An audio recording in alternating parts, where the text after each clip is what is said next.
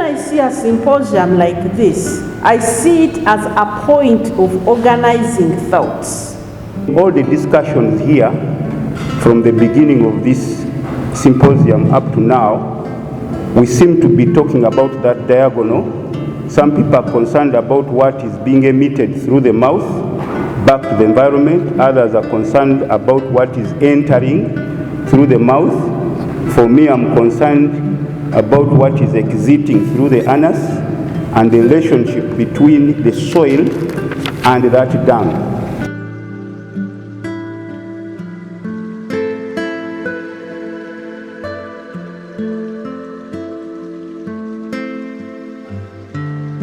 The food not feed concept really is something that's going to need a number of partners to progress. We are focusing on the professional sector, the academic sector, because we think first of all we need to identify pathways forward for this agenda. Because of the need for food to feed animals, we have seen man take part of his food to go and feed animals. You very well know that maize is one staple food for most of the communities within East Africa, or basically the entire world.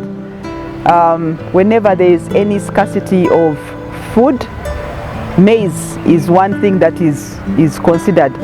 There is no deliberate effort by farmers to grow either herbage or pastures for animals. And this is one of the failings of animal husbandry officers, because when they go to treat or whatever animals, they don't advise on feed production.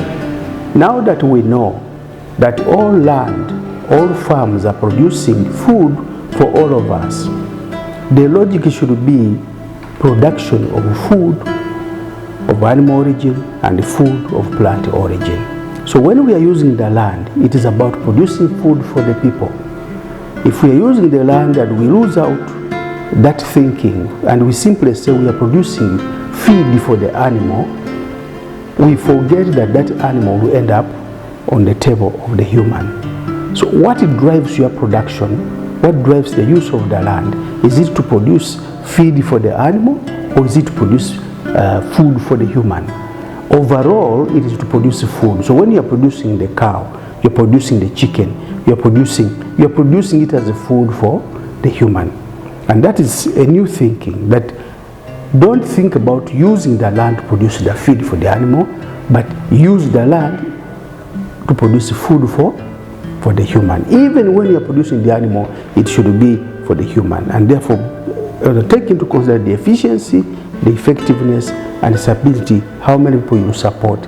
Animals will have to be fed on good quality forage and supplemented with crop residues and agro-industrial byproducts that will supply enough nutrients for their productivity, especially in milk and other parameters. So for us to be able to distribute, for example, feed from the rangelands where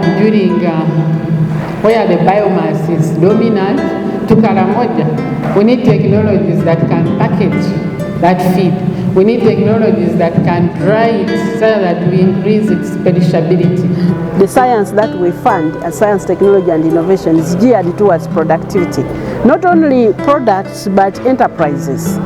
We are supporting them to have enterprises, and it is not acceptable that a professor in a science field will run all their lives and retire. They don't have a patent, they don't have a product that is going to give them money through life.